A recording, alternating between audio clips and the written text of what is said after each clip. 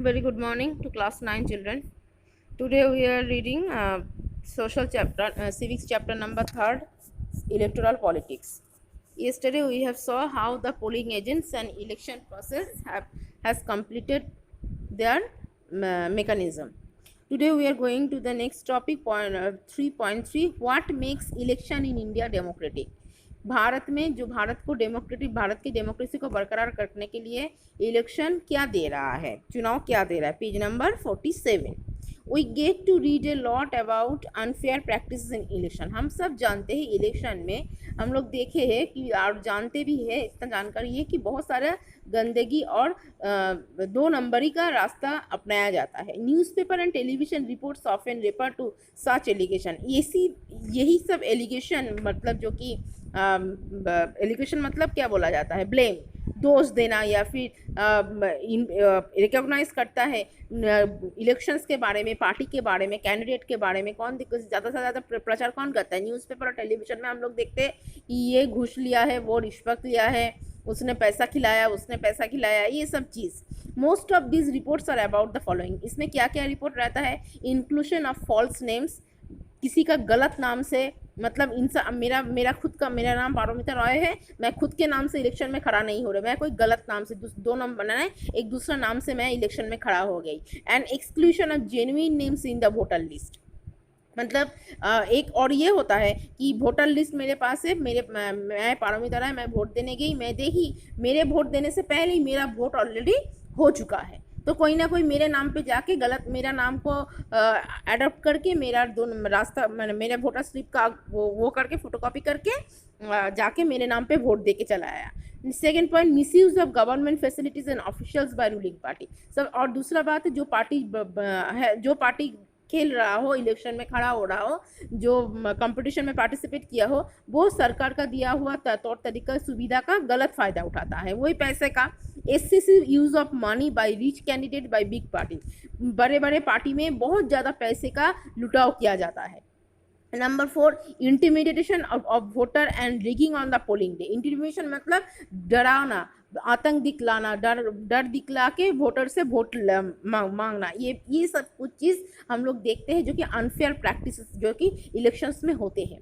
Many of this reports are correct. इसमें सभी, ये कौन देता है ये रिपोर्ट? हम लोग को न्यूज़पेपर और टेलीविजन. इसमें सभी गलत है ऐसा नहीं, कुछ बड़ा चला कभी न्यूज़पेपर टेलीविजन लिखते हैं, लेकिन कुछ सही भी होता है.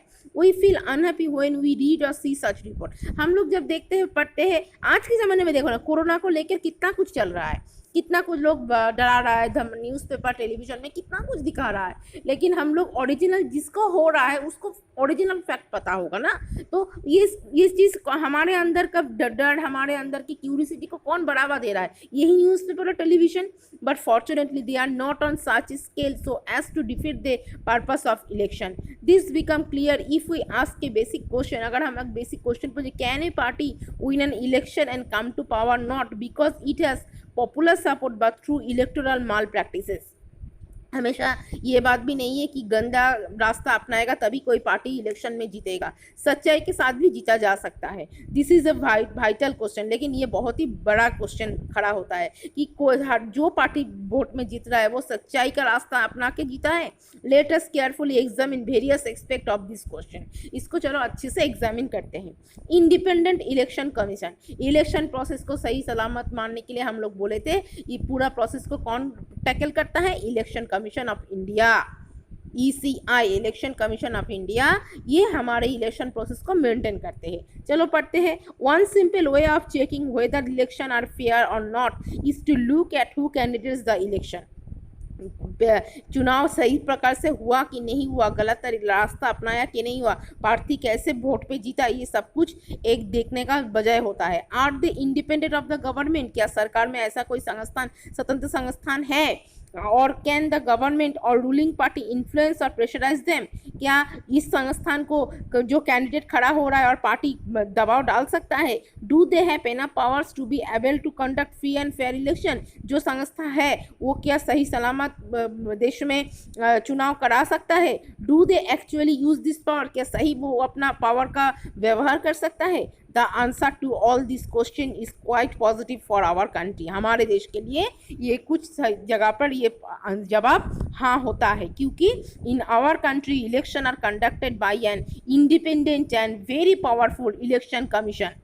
हमारे देश में ये इलेक्शन एक स्वतंत्र संस्थान के द्वारा होता है, जिसको इलेक्शन का साधारण निर्वाचन कमीशन बोला जाता है। निर्वाचन कमीशन के हाथ के द्वारा ये टोटल प्रोसेस हमारे भारत में होता है। तो भारत में ये जो जितने भी सवाल उठ रहा है, थोड़ा सा उसमें हाँ मिलता है, पॉजिटिव सेंस आती है।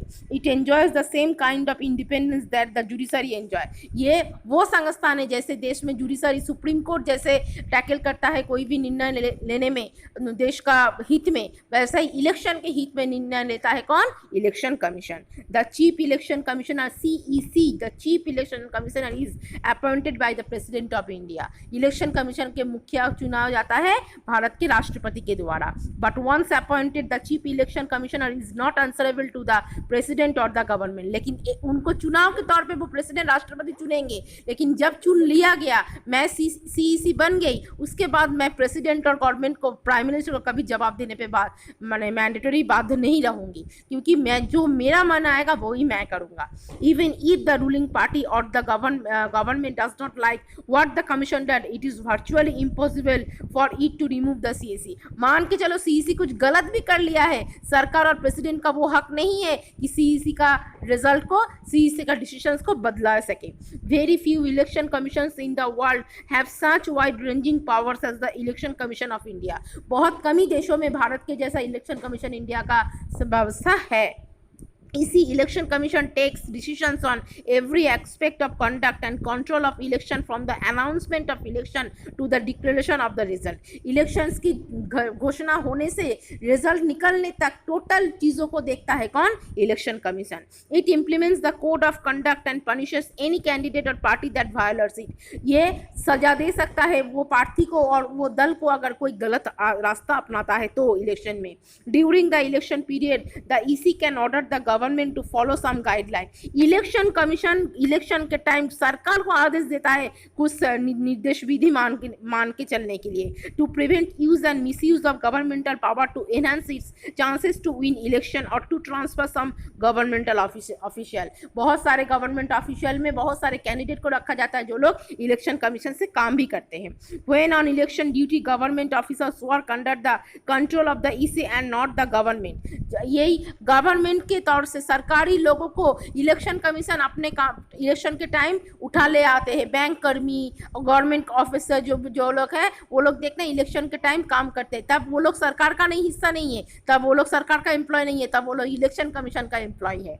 ये काम में लगाया जाता है। In the last 25 years or so the election commission has begun to exercise all its powers and even expanded. पिछले 25 सालों का भारत का निर्वाचन देखेंगे तो इसमें इलेक्शन कमीशन का ही रोल देखा जाता है। It is very common now for the election commission to reprimand the government and administration for their lapses. Election commission अपने शासन व्यवस्था में क्या घटाना है बढ़ाना है वो खुद डिसीजन ले सकता है।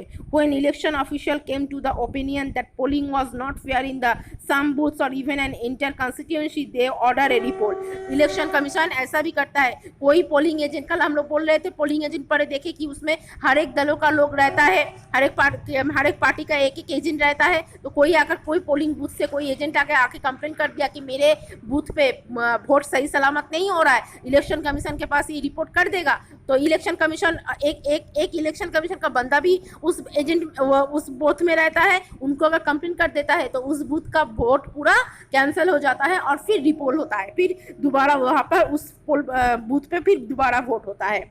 करवाएंगे कौन करवाएंगे? Election commission. The ruling parties often do not like the EC does but they have to obey. जो भी शासन कर रहा है EC इलेक्शन कमीशन जो निर्देश दे रहा है उसी को मानना पड़ेगा। This would not have happened if the EC was not independent and powerful. ये तब नहीं होता अगर EC इलेक्शन कमीशन स्वतंत्र और शक्तिशाली नहीं होती हमारे देश में, तो गवर्नमेंट के ऊपर वो नहीं जा पाता था। इसका मतलब ये आया हमारे देश में जो इलेक्शंस की प्रोसेस अभी फिलहाल 25 सालों से चल रही है वो इलेक्शन कमीशन इंडिया के गवर्नमेंट निर्देश विधि गाइडलाइन के दौरान चल रही है, जिसको गवर्नमेंट भी मानना पड़ेगा, राष्ट्रपति को भी मानना पड़ेगा। Okay children, today that's it. We will get back on our next part on tomorrow. Thank you.